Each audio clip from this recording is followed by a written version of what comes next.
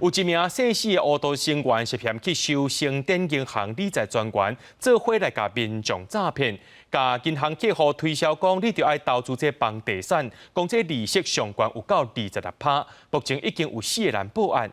初步了解，这民众损失有超过4800万。检警团人来问话了后，甲这姓史的主嫌收押，那这姓关的理财专员是40万交保。成典银行表示讲，这个员工伫109年已经离职啊。他们先上去啊，说话先上去啊。上报警方之下，拄报特群出动来收查，当场甲这开门10人具体。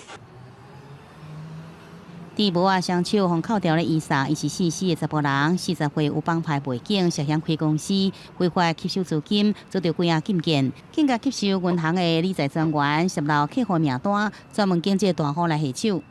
投资方式就是房地产投资这样，一天到本金加利息都会回来，就是300-400万这样，你都没有回来。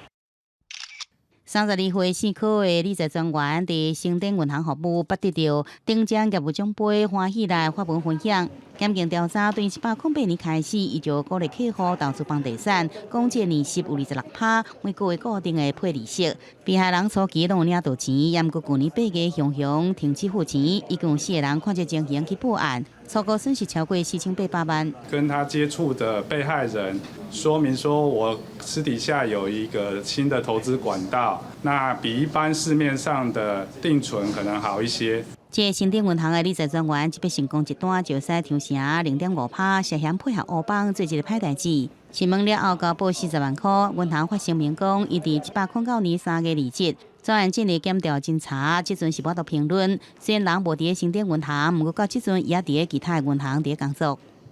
销售非属银行所销售的商品不符合银行对他的员工的行为规范，做出什么样的处分，我们还是得同时要看情节的轻重。一旦涉案情节严重，银行局讲会要求改视头路。只是银行员一再表示，交给不法的集团从事犯罪行为，对转销额都提悬，到乱用客户名单，相关内部控管也是爱改善。记者综合报道。